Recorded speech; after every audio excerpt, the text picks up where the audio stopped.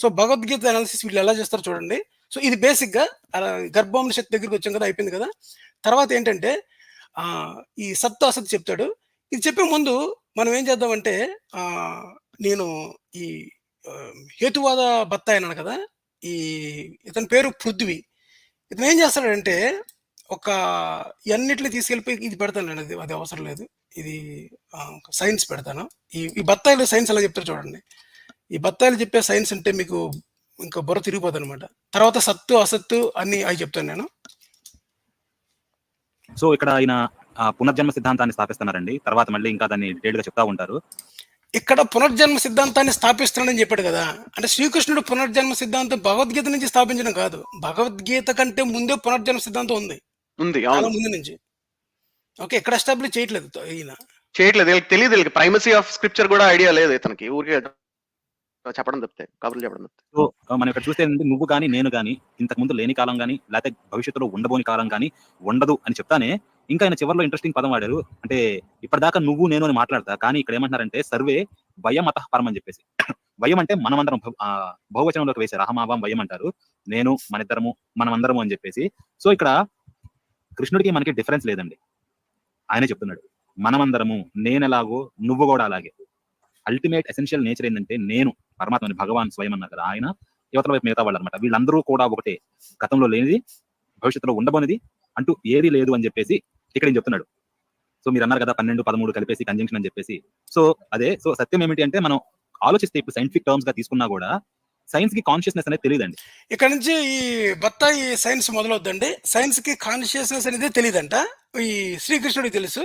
Plus ఈ భగవద్గీత చెప్పే వాళ్ళు చెప్తుంటారు అనమాట. మన వీళ్ళు చూడండి, ఇదంతా ఏంటంటే చెప్పనండి, ఈ తెలివితేటలన్నీ ఏంటంటే చూడండి, మనం చిన్నప్పుడు ఇంటర్మీడియట్ లో సంస్కృతం చదివితే కనుక ఒక 2 పద్యాలు, ఒక రెండు లైన్లు పద్యం ఇచ్చి దాని అనోటేషన్స్ రాయమంటారు కదా, కవి హృదయం ఇది అని చెప్పి రాసేస్తూ ఉంటాం కదా ఇష్టం వచ్చినట్టు మనం. అవును, వాడు ఆకాశంలో మబ్బులు కమ్ముకున్నాయంటే మనం ఏమని రాస్తాం అంటే మనిషిలోని రాగద్వేషాల గురించి కవి హృదయం ఘోషిస్తున్నది అని రాస్తుంటాం కదా మనం, ఫ్లవర్ ఇంటర్ప్రిటేషన్ అంటాం కదా. సో దానికన్నా భయంకరమైన ఫ్లవర్ ఇంటర్ప్రిటేషన్ అనమాట ఇవన్నీ. ఇప్పుడు మీరు యాక్చువల్ గా నేను విద్యాప్రకాశనందగిరి స్వామిది చూస్తున్నానండి, 12 శ్లోకం మీద క్యాండిడేట్ చెప్తున్నాడు, అందరినీ ఒకే తాటి మీద నిలబెట్టేశాడు అని చెప్పని. అవును, యాక్చువల్ గా ఇందులో ఈయన క్లియర్ గా రాస్తాడండి, సర్వే వయమత పరం అని కదా రాసింది. ఆయన రాసింది ఏంటంటే విద్యాప్రకాశనందగిరి స్వామి సర్వే వయమత పరం, మనమందరమును అని చెప్పినందువల్ల ఆత్మదృష్టి యందు భగవంతునకు, భక్తునకు, గురువునకు, శిష్యునకు భేదమేమి లేదనియు అందరూ ఒకే సద్వస్తువు అనియు స్పష్టమగుచున్నదని రాశాడు ఈయన.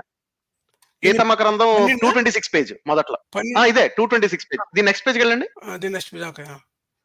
దీని మొదట్లో చూడండి, అందరూ ఒకే సద్వస్తువుని కనుకనే ఆంజనేయులు శ్రీరామచంద్రునితో ఆత్మబుద్ధ్యా తత్వమేవాహం, ఆత్మదృష్టి యందు నీవు నేను ఒకటే వెంచించను. ఆత్మదృష్టిలో మాత్రమే భగవంతుడును అందరూ సమానం, అంతేకాని ఓవరాల్ గా సమానం కాదు. వీళ్ళు ఓవరాల్ గా సమానం కాదు, అది కరెక్ట్. ఇది చాలా ఇంపార్టెంట్ పాయింట్. సో అది ఒకటి పెట్టించుతాను. వీళ్ళు అసలు యాక్చువల్ గా ప్రవచనకర్తలు చెప్పిన దాంట్లో అసలు ఎసెన్స్ అదేం లేకుండా వీళ్ళు ఓన్ గా ఈ మధ్యలో ఫిజిక్స్ ఎందుకు పట్టుకొచ్చాడో నాకు తెలియదు. ఇది వినేసండి, విన్న తర్వాత మీరు ఇది కంటిన్యూ చేయండి. ఇదంతా ఏంటంటేనండి అటెన్షన్ టు డీటెయిల్ లేకపోవడం అండి, ఇదంతా చదవలేకపోవడం అంటారు దీన్ని. అంటే ఇదంతా బిగ్ పిక్చర్ నేను చూస్తున్నాను టైప్ లో చూడండి, బిజినెస్ మేనేజ్మెంట్ స్టైల్ థింకింగ్ అనమాట ఇదంతా. అంటే నేను కించపరచట్లేదు బిజినెస్ మేనేజ్మెంట్, నేను అంటుంది ఏంటంటే ఇప్పుడు మీరు ఫిలాసఫీ చదివినప్పుడు ఒక ఐడియా ఎస్టాబ్లిష్ చేసినప్పుడు దాన్ని క్రిటికల్ గా చదవాలి. అంటే దాని మీనింగ్ ఏంటంటే వాళ్ళు ఏం చెప్తున్నారు, వాళ్ళు ఏం చెప్పట్లేదు, రైట్? వాళ్ళు చెప్తున్న దాంట్లో ఏమేం క్వాలిఫైర్స్ ఉన్నాయి, ఏమేం క్వాలిఫైర్స్ మనం ఊహించుకోకూడదు అన్న క్లారిటీ ఉంటేనే మనకి ఫిలాసఫీ అర్థమవుతుంది, మనం ఏం చదివినా. దాన్ని క్రిటికల్ రీడింగ్ అంటారు దాన్ని. అంతేగాని ఇప్పుడు మనం అందరం ఒకటని నాకు పదం కనపడింది కాబట్టి అది దాని అంటారు, అది ఎగాలిటేరియన్ ఫిలాసఫీ అవ్వదు. అది ఎగాలిటేరియన్ ఐడియాస్ అనేవి వేరు టోటల్ గా, that is a different thing all together. అందులో క్వాలిఫైర్స్ వేరు, క్వాలిఫైర్స్ వేరు ఉంటాయి, ఇందులో క్వాలిఫైర్స్ వేరు. ఇందులో ఆత్మ అన్న ఒక ఊహాజనితమైన భావన ఏదైతే ఇలా తీసుకొచ్చారో దాని యందు మాత్రమే అందరూ ఒకటి. అంటే ఏంటంటే మార్వెల్ ఫ్యాన్స్ అందరికి మార్వెల్ ఫ్యాండమ్ మీద ఉన్న ప్యాషన్ లో అందరూ సమానమే అని చెప్పినట్టు. అది కరెక్ట్. అదొకటి. ప్రభాస్ ఇంకోటి ఫ్యాన్స్ అందరికి ప్రభాస్ మీద ఉన్న భక్తి ఎందు ఆ దృష్టిలో అందరూ సమానం చెప్పినట్టు, అంతకన్నా ఏం కాదు. అంతే కరెక్ట్. ఈ కంక్లూజన్ వినండి ఒకసారి వీళ్ళు చెప్పేది. ప్లస్ ఇంకో సంగతి ఏంటంటే వీళ్ళకి డీటెయిల్స్ మీద అటెన్షన్ పే చేయరని చెప్పడానికి ఏంటంటే, భాస్కర్ రాజు ముందు 84 లక్షల జీవరాశి అని చెప్పాడు. మళ్ళీ మాటల మధ్యలోనే 86 లక్షలు అని చెప్పాడు మళ్ళీ అదే స్ట్రీమ్‌లో. ఇంకా అంటే వీళ్ళకి చెప్పేదాని మీద కన్సిస్టెన్సీ ఉండదన్నమాట.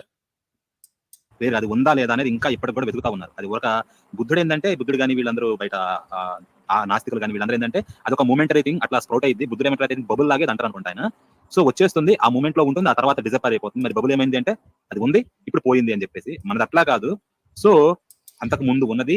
ఇది ఒక చిన్న పాయింట్ పెడుతుందంటే కొద్దిగా వెనక్కి పెడుతున్నా, స్పీడ్‌గా మాట్లాడతాడు కొద్దిగా మనలాగా. అందుకని కొద్దిగా మామూలు స్పీడ్ 1.25 పెట్టాను. యాక్చువల్‌గా ఏం చెప్తానంటే మనలాగా అంటున్నాడు కదా! ఎవరిని వేరు చేస్తున్నాడు? బుద్ధిజాన్ని, సైన్స్‌ని, నాస్తికుల్ని అంటే మన రేషనలిస్టుల్ని. ఒకసారి వినండి ఇది. కొద్దిగా వెనక్కి పెడతాను ఇది. ఇప్పుడు ఉంటుంది నాస్తికులు కానీ వీళ్ళందరూ ఏంటంటే సో అదే. సో సత్యం ఏమిటి అంటే మనం ఆలోచిస్తే ఇప్పుడు సైంటిఫిక్ టర్మ్స్ గా తీసుకున్నా కూడా సైన్స్ కి కాన్షియస్నెస్ అనేది తెలియదండి. వేరు అది ఉందా లేదా అనేది ఇంకా ఇప్పటికి కూడా వెతుకుతా ఉన్నారు. అది ఒక బుద్ధుడు ఏంటంటే బుద్ధుడు కానీ వీళ్ళందరూ బయట ఆ నాస్తికులు కానీ వీళ్ళందరూ ఏంటంటే అదొక మూమెంటరీ థింగ్, అట్లా స్ప్రౌట్ అయింది. బుద్ధుడు ఏమంటారు బబుల్ లాగే అంటారు అనుకుంటా ఆయన. సో వచ్చేస్తుంది, ఆ మూమెంట్ లో ఉంటుంది, ఆ తర్వాత డిజపేర్ అయిపోతుంది. మరి బబుల్ ఏమైంది అంటే అది ఉంది, ఇప్పుడు పోయింది అని చెప్పేసి. మనది అట్లా కాదు.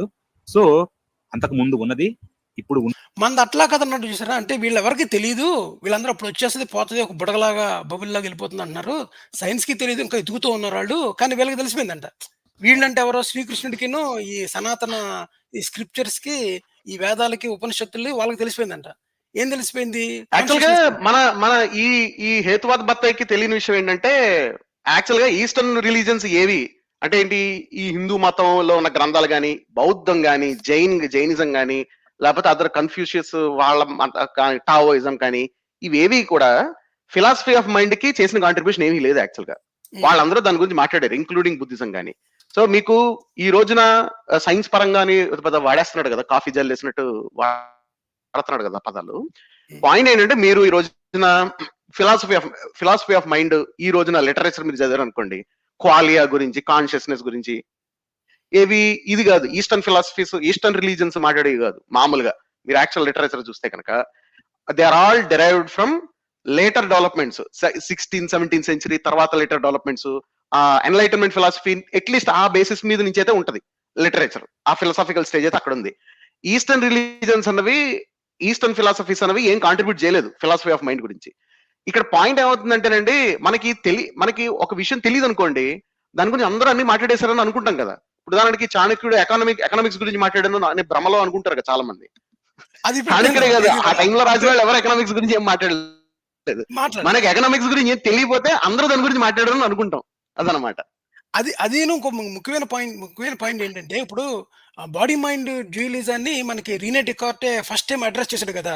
ఎగ్జాక్ట్లీ ఎన్లైటన్మెంట్ ట్రెడిషన్ లో మీకు డెకార్టే ఫస్ట్ అడ్రస్ చేస్తాడు. ఫస్ట్ అడ్రస్ ఏం చేసింది, I am thinking therefore I am అని చెప్పాడు కదా. I think therefore I am అని. అయితే ఇతను ఏం చెప్తున్నాడు, కాన్షియస్నెస్ ని అసలు సైన్స్ ఇప్పుడు వచ్చి ఎవరు అడ్రస్ చేయని చెప్తున్నాడు. ఇప్పుడు అది రాంగ్ కదా యాక్చువల్ గా. ప్లస్ యాక్చువల్ గా బుద్ధుడు గాని, హేతువాదులు గాని, తర్వాత ఏం చెప్పాడు, సైన్స్ గాని వాళ్ళకి తెలియదు, ఇంకా సెర్చ్ చేస్తున్నారు. కానీ మంది అలా కాదన్నాడు చూసారా. అంటే ఈ సెల్లింగ్ ఈజ్ కాన్సెప్ట్ అంటే ఏంటి, మన సనాతన కాన్సెప్ట్ లో ఎలా ఉంది, మంది అలా కాదని. అదే విధంగా చాలా అంటే మిగతా గ్రంథాల్లో ఉన్న ఈ స్వర్గ నరకం కానీ, ఒక జన్మని ఒక చీప్ కాన్సెప్ట్ గా తీసి, సనాతన ధర్మంలో చాలా జన్మలు ఉన్నాయి కనుక అది గ్రేట్ కాన్సెప్ట్ గా చెప్తున్నాడు భాస్కర్ రాజు. అది మీకు పెడతాను ముందు. ఇది ఎలా ఉందంటే, Batman comics, DC comics fans అందరూ ఎట్లా చెప్పుకోవచ్చు అంటే, చూడండి మార్వెల్ వాళ్ళందరూ రకరకాల రంగులు వేసుకుంటారు కాస్ట్యూమ్స్ లో, మన అలా కాదు, ఓన్లీ బ్లాక్ వేసుకుంటాడు మన బ్యాట్మ్యాన్ అన్నట్టు. ఎగ్జాక్ట్లీ ఎంత సేమ్ అంతే పర్ఫెక్ట్ అనాలజీ ఇదేనండి. ఉంటుంది, భవిష్యత్తులో కూడా ఉంటుంది అని చెప్పేసి చెప్తారు. డిఫరెన్సెస్ అనమాట. సో సైన్స్ ఇట్లా మనకి వెతుక్కుంటున్నా గానీ ఇప్పటికి కూడా కాన్షియస్నెస్ ఉందా లేదా అని చెప్పి, కానీ అది కూడా డినై చేయనిది ఏంటంటే, చేయలేనిది ఎనర్జీ అనేది లేకపోతే మ్యాటర్ అనేది ఏదైతే ఉందో అది ఫార్మ్ మారుతా ఉండిద్ది అంతే. అంతేగాని అది ఎప్పటికీ can never be created, it can never be destroyed. అది ఇప్పుడు ఒక ఫామ్ లో ఉంది, ఇంకోటి మారుతా ఉండిద్ది అని చెప్పేసి అల్టిమేట్లీ ఒక బ్యాలెన్స్ నడుస్తూ ఉండిద్ది. సో పోనీ కనీసం సైన్స్ చెప్పిన మాట భగవద్గీత ఉండాలి కదా, energy can never be created not destroyed అన్న మాట మనకి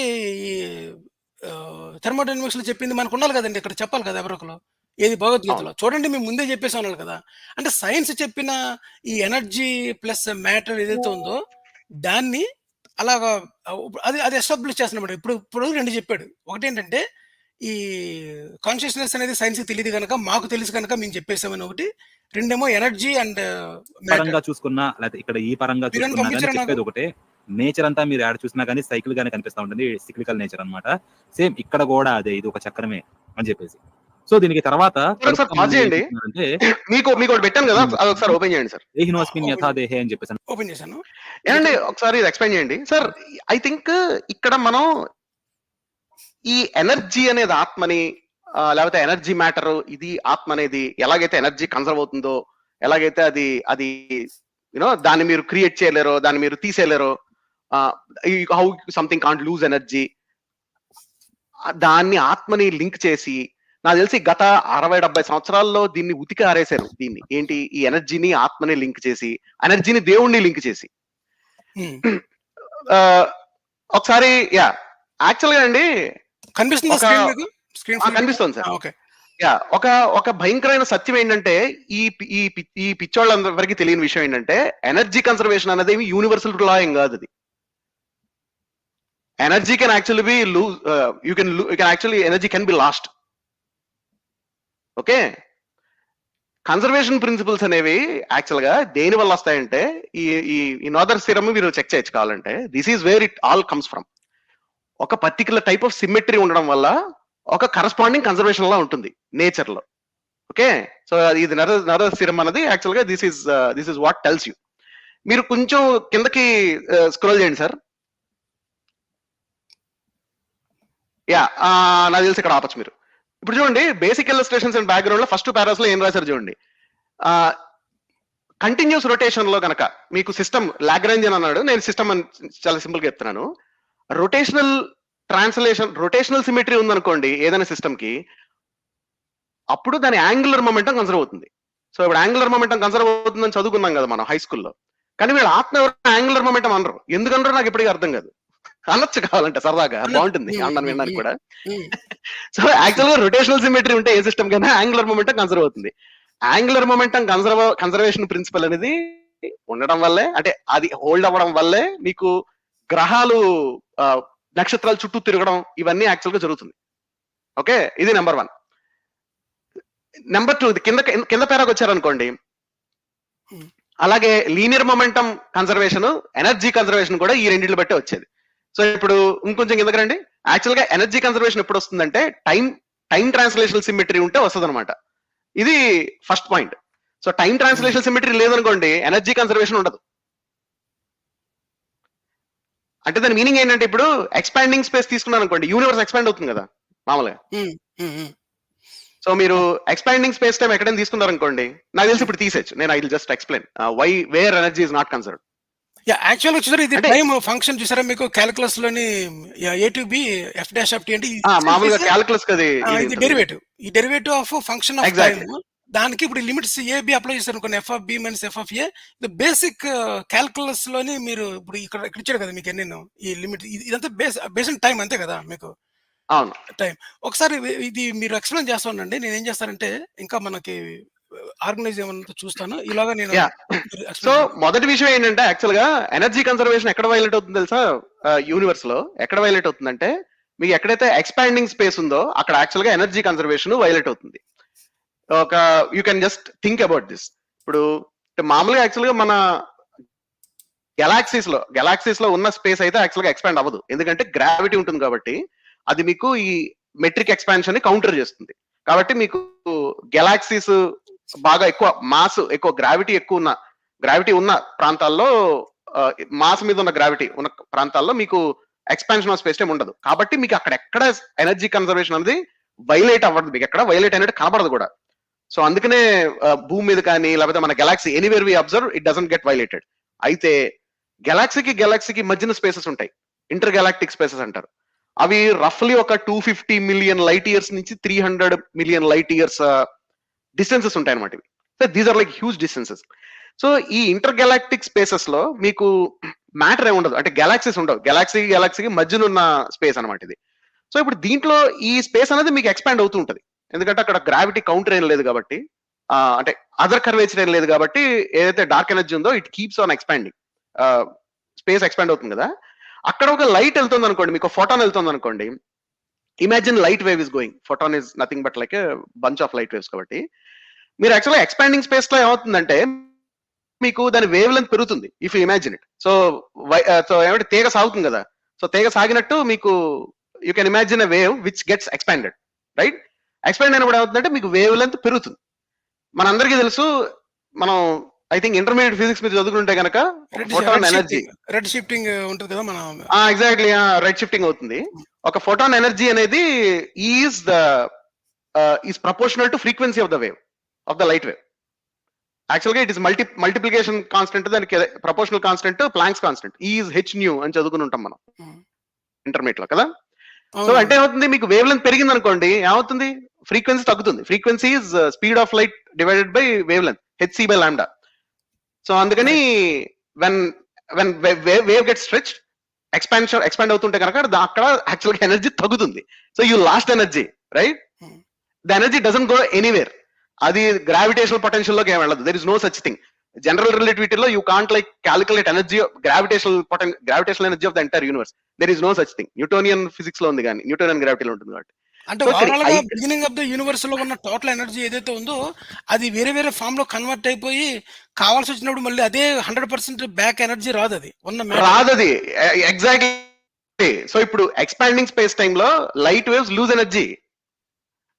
కన్జర్వేషన్ ఆఫ్ ఎనర్జీ అనేది కేవలం టైం ట్రాన్స్లేషన్ సిమెట్రీ ఉంటేనే యూనో సిస్టమ్ కి అప్పుడే కన్సర్వ్ అవుతుంది. ఇప్పుడు ఎక్స్పాండింగ్ యూనివర్స్ అనేది టైం ట్రాన్స్లేషన్ సిమెట్రీని వైలేట్ చేస్తుంది కదా. ఓవర్ టైం అది ఎక్స్పాండ్ అవుతుంది కదా, దాని కాన్ఫిగరేషన్ మారింది కదా. యాక్చువల్ లాగ్రాంజియన్ మారాలి, that is the technique, but overall గా మారుతుంది. That is why conservation of energy అనేది యూనివర్సల్ కాదు. అది చాలా ప్రాంతాల్లో it doesn't hold good. Actual గా if you look at it, most of the universe is empty space, right? Intergalactic space ఎక్కువ ఉంటుంది గెలాక్సీస్ కన్నా. మోస్ట్ ఆఫ్ ద యూనివర్స్ లో కన్సర్వేషన్ ఆఫ్ ఎనర్జీ హోల్డ్ అవ్వదు. మనం చూస్తున్న యూనివర్స్ అంటే మన చుట్టూ ఉన్న ప్రపంచంలో ఎక్కడైతే గెలాక్సీస్ ఉంటాయో, ఇంట్రెస్టింగ్ మ్యాటర్ ఉంటుందో, అక్కడ కన్సర్వేషన్ ఆఫ్ ఎనర్జీ హోల్డ్ అవుతుంది. సో ఇప్పుడు ఆత్మ అనేది యాంగులర్ మొమెంటం అని మీరు ఎందుకు అనట్లేదు? ఎందుకంటే యాంగులర్ మొమెంటం కూడా కన్సర్వ్ అవుతుంది కదా. మీరు ప్లానెటరీ సిస్టమ్స్ ఎక్కడ చూసుకున్న మొత్తాన్నిటిలోనే యాంగులర్ మొమెంటం కన్సర్వ్ అవుతుంది. సో ఆత్మ యాంగులర్ మొమెంటం ఎందుకు కాదు అంటే మనకి బాగా ఈ దురద ఎక్కువ కదా, సైన్స్ నేను ఈ నాన్ సెన్స్ మెటాఫిజిక్స్ నేను లింక్ చేసేయాలని చెప్పని. సో యాంగులర్ మొమెంటం ఎందుకు కాదు ఆత్మ? సైన్స్ చెప్తుంది కదా సార్, యాంగులర్ మొమెంటం అనేది క్రియేట్ అవ్వలేదు, డిస్ట్రాయ్ అవ్వలేదు. యాంగులర్ మొమెంటం కూడా రూపాలు మారుతూ ఉంటుంది. ఈ బత్త ఏం చేస్తారంటే అండి, వీళ్ళకి కావాల్సింది మాత్రమే తీసుకొని వచ్చి జంప్ అయి చెప్తుంటారు అనమాట. ఇప్పుడు ఈ రవిశంకర్ తెలియదండి వీళ్ళకి. ఇదంతా ఏంటంటే ఇదంతా 19th century ఫిజిక్స్ ఏదైతే ఉందో అంతవరకు, ఏదైతే అప్పటి వరకు ఉందో 19th centuryలో ఏదైతే ఈ స్పిరిచువల్ డిస్కోర్స్ కొంత రాశారో, ఎవరైతే అప్పుడు రాసిన వాళ్ళు ఉన్నారో వాళ్ళు ఎనర్జీకి లింక్ చేస్తారు. ఏదోటి ఎవడో ఒకటి లాక్కొచ్చి వీడు దేవుడు అని చెప్పాలి కదా. ఇప్పుడు చూడండి, అప్పుడు మనకు క్రిస్టియన్ బత్తాయి తగిలాడు కదా, యెహోవా చేశాడు అని చెప్పని. సృష్టి నేరం జరిగిందంటే వీడు దోషి, వీడు చేసాడు నేరం అని చెప్పి లాక్కొచ్చేయడానికి వాళ్ళు కావాలండి వీళ్ళకి, మతస్థులకి. అందులో వాళ్ళ మతంలో ఉంటారు కొంతమంది దోషులు.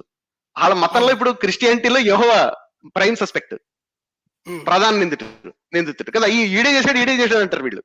అలాగే ఏంటంటే ఇప్పుడు ఆత్మలు లింక్ చేసుకుని చేస్తారు వీళ్ళు. ఎవరు? మన సనాతనిస్టులు, కొత్త సనాతనిస్టులు.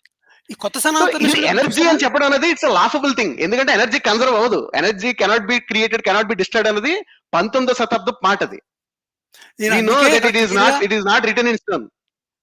నేను అందుకే ఇక్కడ బత్తాయి సైన్స్ అని పెట్టాను చూసారా మనకి. దాంట్లోనే ఈ బత్తాయి సైన్స్ ఏం చెప్తున్నారంటే, వీళ్ళు చెప్పిన దాంట్లోని మనం పని చేద్దామండి. ఇది చాలా ఉన్నాయి కనుక మనం అన్ని వెళ్ళలేదు కనుక కాలితే మనం ఒక సెకండ్ ఎపిసోడ్ చేద్దాము. మెయిన్ ఈ సత్ అసత్ ఒకటేను, తర్వాత పునర్జన్మ, ఈ ఇంకా మెయిన్ ఉన్న చూసారా అవి పెట్టాలి కదా. సర్వసారోపనిషత్తు, తర్వాత ఏమో మంత్రోకోపనిషత్తు చాలా మెన్షన్ చేశారు అనమాట భాస్కర్ రాజు. అదిను పెట్టినప్పుడు మీకు కొద్దిగా వెరైటీగా మన రవిశంకర్ గారు చెప్పింది పెడతాను నేను, రవి గారు చెప్పింది. సో మనం మిగతా వాళ్ళు ఐ థింక్ ఈ బత్తాయి ఏదైతే ఈ హేతువాద బత్తాయి ఎవరైతే ఉన్నాడో, మనది ఇది కాదండి, ఏంటది సైన్స్ ఇంకా తెలియలేదని చెప్తున్నాడు. ఓవరాల్ గా ఇతనికి ఏం తెలియదు. అంటే ఇప్పుడు మొదటి విషయం ఏంటంటే ఆత్మ గురించి ఎవరికి తెలియదండి, కాబట్టి దాని గురించి ఏదైనా చెప్పేయచ్చు, కాబట్టి అందరూ బాగుందండి వినేస్తారు. ఇప్పుడు ఇతను ఏం చేస్తారంటే డబల్ బొనాన్సా అనమాట. సైన్స్ గురించి కూడా ఎవరికి తెలియదు కాబట్టి అక్కడ ఉన్న వాళ్ళకి అసలు తెలియదు. ఈ రెండు కలిపి కిచిడి చేస్తున్నాడు. కరెక్ట్. అక్కడ ఉన్న వాళ్ళకి అసలు తెలీదు. యా ఈ కన్జర్వేషన్ ఆఫ్ ఎనర్జీని ఉతికి వాషింగ్ పౌడర్ కింద ఆరేసి దాన్ని ఆత్మకి దేవుడికి లింక్ చేసి నానా చెత్త అంతా చేసి పెట్టారండి. అంటే it is very difficult even to divine this kind of non sense. అవును.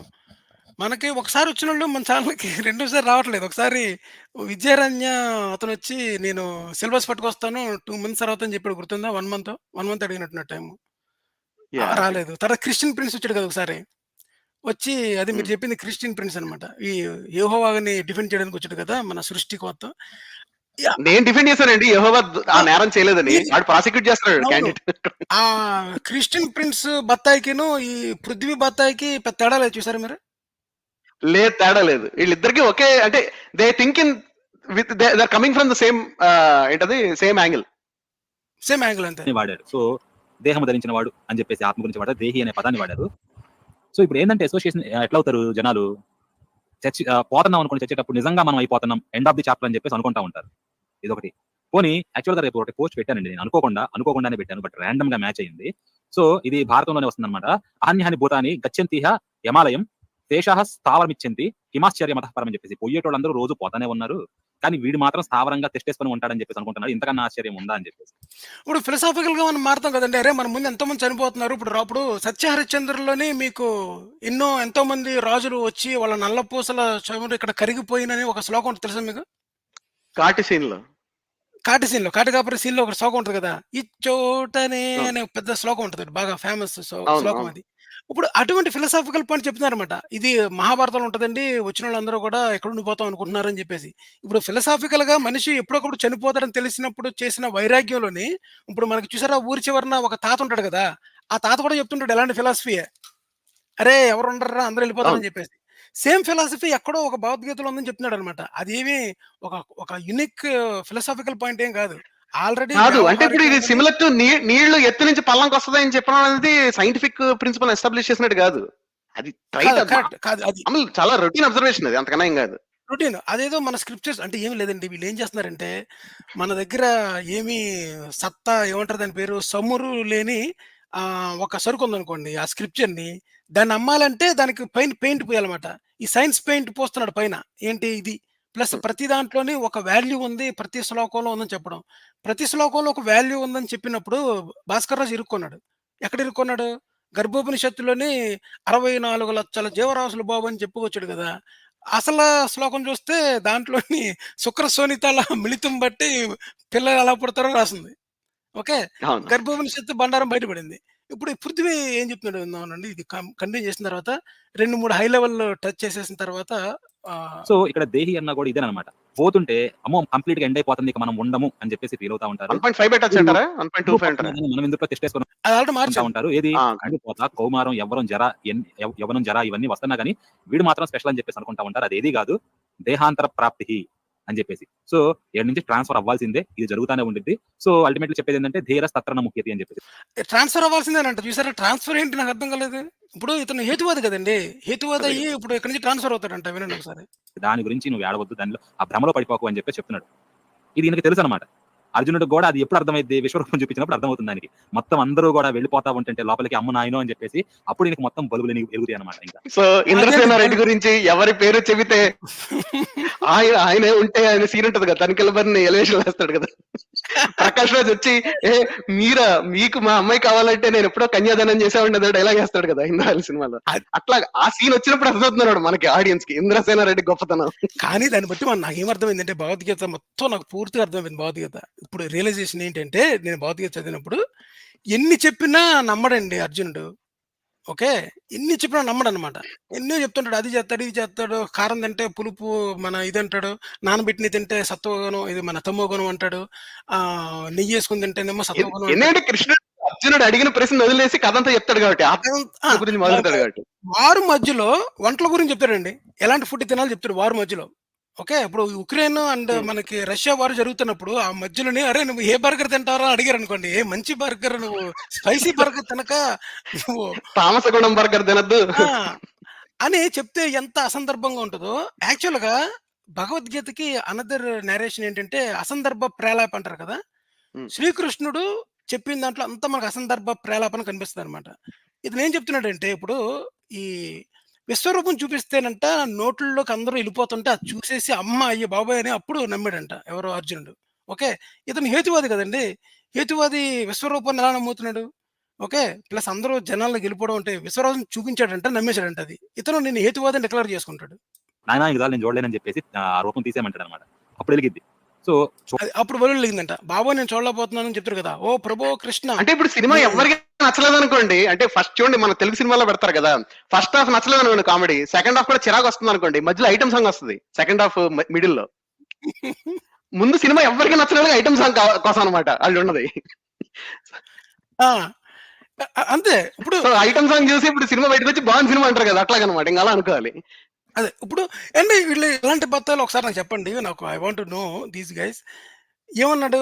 సైన్స్‌కి తెలీదు, కాన్షియస్‌నెస్ తెలీదు, సైన్స్‌కి ఎనర్జీ అన్నాడు. తర్వాతేమో ఇంకా కొంత ముందుకెళ్తే మీకు ఇది కూడా చెప్తాడనమాట. ఏంటి బ్లాక్ హోల్స్ తర్వాతేమో ఆహ్, కాస్మిక్ దాని పేరేంటి మన అటామిక్ ఎనర్జీ.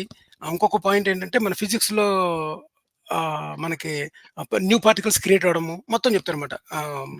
అయితే అట్ ద సేమ్ టైమ్ ఇవన్నీ పటాపంచలు ఇన్ని రకాల ఆలోచనలు తెలిసిన అర్జునుడికి ఒకే ఒక్క విశ్వరూపం చూపించేసారంట. అదేదో ముందే విశ్వరూపం చూపించేస్తే ఇంత పెద్ద సోది కథ అవసరం లేదు కదా! ఇప్పుడు అవసరం లేదు కదా, ఇదిగో విశ్వరూపం ఇప్పుడు చేరా బాబు యుద్ధం అంటే అయిపోయింది ఇంకా. అంటే అమ్మ శ్రీకృష్ణ నువ్వు ఇటు మొత్తం ఏంటి మన ఈ కురుక్షేత్రం వారంతా కూడా కృష్ణులో కనిపించిందనుకోండి. ఓకే. ఓకే. నాకు అర్థమైంది. ఇప్పుడు మీకు ఒక మూవీ చూసారా మీరు? 'మెన్ ఇన్ బ్లాక్' మూవీ చూసారా విల్ స్మిత్‌ది? అవును. 'మెన్ ఇన్ బ్లాక్' విల్ స్మిత్‌లోని ఈ గెలాక్సీ మొత్తం గూడా ఒక చిన్న ఒక ఒక ఒక చిన్న మెడలో యేసుకునే ఒక చిన్న బాల్‌లో ఉంటదనమాట. అలంకరించినట్టు హ్మ్. గెలాక్సీ. గుర్తుందా మీకు? అంటే వాళ్ళు టైం అది అది మారుస్తుంటారు, మెమరీస్ తీసేసి మారుస్తుంటారు కదా. మెమరీ తీసి మారుస్తుంటారన్నమాట గెలాక్సీ. అలాగా ఈ మొత్తం ఈ విశ్వం మొత్తం అంతా గూడా ఈ శ్రీకృష్ణుడు ఉంటదనమాట. అంటే జనాలు పుట్టడము, విశ్వరూపాన్ని ఎలా డిస్క్రైబ్ చేస్తారంటే జనాలు పుట్టడము, చనిపోవడము, తర్వాతేమో దేవతలు, తర్వాత మనుషులు రావడము, జీవులు ఎళ్ళిపోవడము, పుట్టడము, ఇంక్లూడింగ్ మనం చూసే మొత్తం ప్రపంచమంతా శ్రీకృష్ణుడు కనిపిస్తదనమాట. ఇంక్లూడింగ్ యశోదకి కూడా శ్రీకృష్ణుడు నోరు మట్టి, మన్ను తిన్నావని ఒకటుంటది చూసారా మీకు? మన్ను అవునవును. తినంగాని ఒక పాటలో అక్కడ కూడా చూపిస్తాడు. విశ్వరూపం రెండు సందర్భాల్లో చూపిస్తాడనుకుంటున్నా. 3 సార్లు అనుకుంటా చూపిస్తాడు శ్రీకృష్ణుడు. ఒకటేమో యశోదకి, రెండేమో అర్జునుడికి 2 కాదు. 2 ఏమో అక్కడ రాయబారానికెళ్తాడు గుర్తుందా మీకు? అప్పుడు శ్రీకృష్ణుడిని చంపాలని చూస్తారు అందరూ. వారు ఆపడానికెళ్తారు. శిశుపాలుడిని చంపే ముందనుకుంటా. అప్పుడు అది అక్కడ ఇది రాజసూయ యాగం. రాజసూయ యాగం కరెక్ట్. రాజసూయ యాగం అనుకుంటా. కరెక్ట్. రాజసూయ అది. యాగం అప్పుడు అదేంటది అదేదో ఉంటది కదా, ప్రైమ్ పొజిషన్ ఏదో అప్పుడు కృష్ణుడికి ఇస్తారు. అదేదో కరెక్ట్. ఇచ్చి సన్మానం కానీ చేస్తే శిశుపాలుడికి మాత్రం తిడతాడు. అప్పుడు చూపిస్తాడు. చాలా ఆర్గ్యుమెంట్ చేస్తాడనమాట అర్జునుడు. అర్జునుడు ఎందుకు అంత ఆర్గ్యుమెంట్ చేశాడంటే, అర్జునుడు విషాద యోగంలో లేవనెత్తిన ప్రశ్నలు ఏవైతే ఉన్నాయో, భార్యలందరూ చెడిపోతారు. మనం గనక చనిపోతే వాళ్ళు పక్క చూపులు చూస్తారు. వాళ్ళకి అక్రమ సంతానం కలుగుతది. అక్రమ సంతానం కలిగితే ఆ పిల్లలు మన సనాతన ధర్మాన్ని పాటించరు. మనకి పిండాలు చేయరు. మనకి పిండ తర్పణాలు గనక చేయకపోతే మనందరం లటక్ రహాహే అంటారు కదా! ఏది నరకం దగ్గర, స్వర్గం దగ్గర గేట్ల దగ్గర మనం ఆగిపోతాము. మరి ఏమంటావు పట్టకరాయే. శ్రీకృష్ణ అని అడుగుతాడు. అది బేసిక్ క్వెషన్. అవును. అది అర్జునుడు క్వెషన్. విషాద యోగంలో యాక్చువల్ గా అర్జునుడు మీరు 2 సందర్భాలు తీసుకోవచ్చు కదా. ఒకటేంటంటే సోషల్ ఆర్డర్ నాశనం అయిపోతుంది, ఏంటి దీనికి అని తీసుకోవచ్చు. పోనీ ఇంకాస్త జనరస్ గా ఉంటే 2 నేను ఎందుకు చంపాలి వీళ్ళని అంటే అన్న మారల్ డైలమా. అంటే సోషల్ ఆర్డర్ నశించిపోతుంది social ethics dilemma, 2 personal morality dilemma. ఈ ప్రాక్టికల్ క్వశ్చన్ అర్జునుడు అడిగేది. కరెక్ట్. అందులో మనం అనుకున్నాం కదా! మొరాలిటీ మన ఓన్ పీపుల్‌ని చంపలేకపోవడం అన్నది మొరాలిటీలోకి రాదని చెప్పుకున్నాం మనం ఆల్రెడీ. మన అవును. ఓన్ అది పీపుల్‌ని హైయెస్ట్ లెవెల్ మొరాలిటీ కాదు అది. మన మన మొరాలిటీ కాదు. Overall correct. హ్యుమానిటీ మొత్తానికి అప్లై చేస్తే దట్ ఈస్ మోర్ ఆ! ఆనరబుల్. ఆ ప్రశ్నకి సమాధానం చెప్పకుండా మిగతా 700 శ్లోకాల్లోని మిగతా ఒక 100 శ్లోకాలు తీసేసిన ఈ 600 చిల్లర శ్లోకాల్లోని ఇదే మాట. ఈ సోది చెప్పుకుంటూ ఉంటాడనమాట. అలా చేయాలి, ఇలా చేయాలి. అందువలన భగవద్గీత గాని, రామాయణం గాని అవేంటంటే ఎగ్జాక్ట్‌గా స్మృతులలో ఏవైతే ఉన్నాయో వాటిని ఇంకొక హైయర్ లెవెల్ శ్రీకృష్ణుడి చేత చెప్పించడమే తప్ప, మామూలుగా ఇవంతా స్క్రిప్ట్ ఇప్పుడు ఇంతకుముందు మీకు ఈ ఉపనిషత్తులు చూపించాను చూసారా మీకు? ఈ సర్వసారోపనిషత్తులో మొత్తం ఆ సీన్ మొత్తం ఉంటదనమాట. అలాగే మీకు ఉపనిషత్తుల్లో మొత్తం ఉంటది. అంటే ఈ భగవద్గీతను ఎలాగా చెప్పాడు శ్రీకృష్ణుడు? ఉపనిషత్తుల సారాంశమైన ఈ భగవద్గీతను నీకు చెప్తున్నాను అంటాడు కదా! ఈ ఉపనిషత్తుల్లో ఉన్నదే మళ్ళీ శ్రీకృష్ణుడు రీఇటరేట్ చేస్తాడు. ఎలా రీఇటరేట్ చేస్తాడు? అర్జునుడి చేత ఒక ఒక ఒక క్వెషన్ ఏయించి 2, 3 ప్రశ్నలేయించి మిగతా సోదంతా చెప్పేస్తాడనమాట. దొరికిందిరా ఛాన్స్ అని చెప్పేసి. అంటే మీకు ఒక అది పెడతాను. అది పెడితేనే చాలా బావుంటది. ఈలోగా మీరు దీని మీద కామెంటరీ ఇవ్వండి. నేను ఇది ఏం చేస్తానంటే ఇది కంటిన్యూ చేస్తాను. భగవద్గీత ఎలాంటిదో చెప్పడానికి ఆ చిన్న వీడియో పెడతాను. ఇది వినండి ఈలోగా. చూడడం అనేది సీయింగ్ ఈజ్ బిలీవింగ్ అంటారు కదండీ! సో, దానికి అప్పుడు ఎదురయింది. బట్ ఇక్కడ వరకు ఏందంటే జస్ట్ వర్క్ ఎస్టాబ్లిష్ చేస్తున్నారన్నమాట థియరీని మొత్తం ఈ 2 శ్లోకాల్లో. అది. ఓకేనండి. ఓకే. అయింది కదా! ఒకసారి ఇదయింది. ఈలోగా ఏం చేశానంటే ఇవి కొద్దిగా ముందుకెళ్తున్నాం కదా! ఒకసారి ఈ కాంప్లెక్సిటీ చాలా కాంప్లెక్సిటీ రవి గారు చెప్పినయి ఉన్నాయి. ఇది పెడదాం ఉండండి. రవి గారియి పెట్టలేదు కదా మనం. నాకు తెలిసి అది మనం ఒకసారి వినిపించి మనం కాల్స్ ఓపెన్ చేసేద్దాం అంటారా? అంటే మనం టైం ప్రకారం చూసుకుంటే ఇంకా చాలా ఉంది. లేదంటే వీళ్ళు భగవద్గీత ఎలా చదువుతున్నారో చెప్పడానికి ఒక చిన్న ఇది మనం ఈ ఒక్క సెషన్‌లోనే అవ్వగొట్టాలని ఏమి లేదు కదా! లేదు, నెక్స్ట్ వీక్ కూడా తీసుకొస్తాం. ఎందుకంటే ఇది ఎందుకంటే చిన్న పాయింట్ చెప్తున్నాను. ఇది ఎలాగా భగవద్గీతకి సంబంధించిన సీరీస్ గనక, ఈ సీరీస్‌లో ఇవన్నీ కూడా క్వాలిఫైడ్ వీడియోస్ టు ప్లే. అంతే కదా! అవును. ఎప్పుడన్నా ఇయొచ్చు. ఇదేమి అసందర్భంగా మనం ఏదో ఇంకొక పాలిటిక్స్ సంబంధించిన టాపిక్‌లు ఏం ప్లే చేయట్లా. అందులో